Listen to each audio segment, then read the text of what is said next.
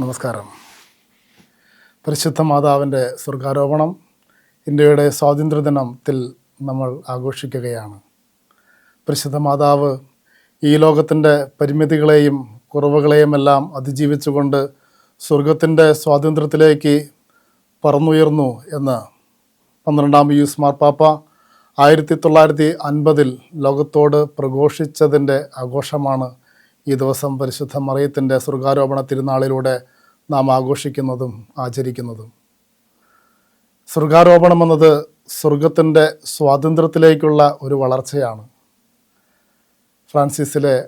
അസീസിയിലെ വിശുദ്ധ ഫ്രാൻസിസ് പറയുന്നത് പോലെ, ദൈവത്തിൻ്റെ അടിമ ആരോ അവനാണ് സ്വതന്ത്രൻ.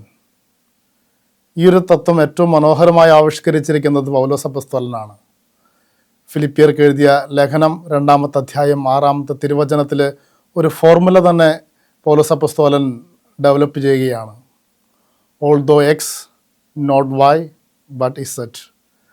ഈശോ ദൈവത്തിൻ്റെ രൂപത്തിലായിരുന്നെങ്കിലും ഓൾദോ എക്സ് ദൈവവുമായുള്ള സമാനത നിലനിർത്തേണ്ട കാര്യമായി പരിഗണിച്ചില്ല. നോട്ട് വൈ ബട്ട് ഇസെറ്റ്. ദാസൻ്റെ അടിമയുടെ രൂപം സ്വീകരിച്ചു. അതുകൊണ്ട് ദൈവം അവനെ മഹത്വത്തിലേക്ക് ഉയർത്തി. എപ്പോഴൊക്കെ നമ്മുടെ ജീവിതം, നമ്മുടെ ആനുകൂല്യങ്ങൾ നമ്മൾ ഉപേക്ഷിച്ചുകൊണ്ട് മറ്റുള്ളവർക്ക് വേണ്ടി, ദൈവത്തിൻ്റെ ഇഷ്ടത്തിന് വേണ്ടി നമ്മൾ സമർപ്പിക്കുന്നു, അവിടെ മഹത്വമുണ്ടാകുന്നു എന്നുള്ള വലിയ ആത്മീയത ഈ ഒരു ദർശനത്തിലൂടെ പ്രഘോഷിക്കുകയാണ്.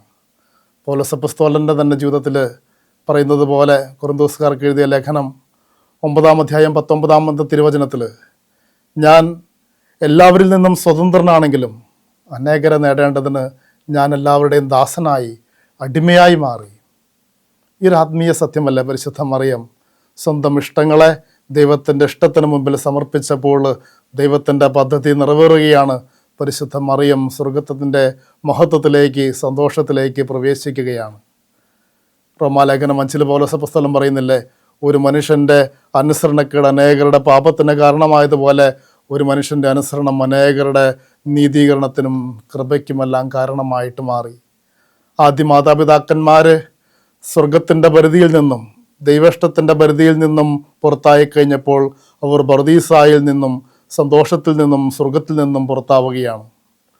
ആരൊക്കെ ദൈവത്തിൻ്റെ പരിധിയിലേക്ക്, പരിശുദ്ധ കന്യാമറിയം ദൈവത്തിൻ്റെ പരിധിയിലേക്ക് വന്നപ്പോൾ ദൈവം മറിയത്തെ സ്വർഗത്തിൻ്റെ മഹത്വത്തിലേക്ക് ഉയർത്തിയതിൻ്റെ മഹത്തായിട്ടുള്ളൊരു ചിത്രമാണ് കത്തോലിക്ക സഭയിൽ, പ്രത്യേകിച്ച് പരിശുദ്ധ മറിയത്തിലൂടെ ഒക്കെ വെളിവാകുന്നത്. ഈ ഒരു ആത്മീയ സത്യം, although X not Y but ഇസെറ്റ്, എത്ര മനോഹരമായാണ് കുടുംബജീവിതത്തിലായാലും സന്യാസ സമർപ്പണ ജീവിതത്തിലായാലും നാം എല്ലാവരും പ്രഘോഷിക്കേണ്ടത്. പൗലോസ് അപ്പോസ്തലൻ പറയുന്നില്ലേ, വിവാഹ ജീവിതത്തിൽ ഒരു വ്യക്തിക്ക് സ്വന്തം ശരീരത്തിൻ്റെ മേൽ അവകാശമുണ്ടെങ്കിലും ആ അവകാശം തൻ്റെ പങ്കാളിക്ക് കൊടുക്കുകയാണ്. എന്തിനു വേണ്ടിയാ? സന്തോഷമുള്ള, സ്നേഹമുള്ള ഒരു കുടുംബം പടുത്തുയർത്താൻ വേണ്ടി. ഒരു ശാന്താരൂപതയിൽ അച്ഛൻ പറഞ്ഞ കാര്യം ഓർക്കുകയാണ്. അച്ഛൻ്റെ കൂടെ ഒരു ബ്രദറാണ് താമസിക്കുന്നത്, ബ്രദർഹുഡിലുള്ള അല്പം വയസ്സായൊരു ബ്രദർ. അച്ഛൻ പറയുന്നു, ഞാൻ ശുശ്രൂഷ കഴിഞ്ഞ് എല്ലാ ദിവസവും എത്തുമ്പോഴേക്കും വൈകിട്ട് 7 മണി 8 മണിയൊക്കെ ആവും. വളരെ ക്ഷീണിച്ചാണ് വരുന്നത്. എങ്ങനെയെങ്കിലും ഒന്ന് കിടന്നാൽ മതി എന്ന് വിചാരിച്ച് വരുന്നത്. പക്ഷേ ബ്രദർ ഒരു കാപ്പിയൊക്കെ ഉണ്ടാക്കി കൊടുക്കും. അതിന് ശേഷം ഒന്ന് പ്രാർത്ഥിച്ച് അച്ഛൻ പറയാണ്, എല്ലാ ദിവസവും അത്താഴം കഴിഞ്ഞ് കുറച്ച് നേരമെങ്കിലും ചീട്ട് കളിക്കും. ആഗ്രഹം ഉണ്ടായിട്ടല്ല, ഈ ബ്രദർ രാവിലെ മുതൽ ഇതിനു വേണ്ടി കാത്തിരിക്കുകയാണ്. അപ്പോൾ അതിൻ്റെ വലിയൊരു സന്തോഷമാണ്. അതുകൊണ്ട് കുറച്ച് നേരം ചീട്ട് കളിക്കാതെ ഞങ്ങൾ കിടക്കാറില്ല. എന്നിട്ട് അച്ഛൻ പറയും, എല്ലാ ദിവസവും കളിക്കും, പക്ഷെ ഒരു ദിവസം പോലും ഞാൻ ജയിച്ചിട്ടില്ല. എല്ലാ കളിയിലും ബ്രദറാണ് ജയിക്കുന്നത്. അച്ഛൻ പറയുന്നൊരു കാരണമുണ്ട്, ചില കളിയിലൊക്കെ ഞാൻ ജയിക്കേണ്ടതാണ്.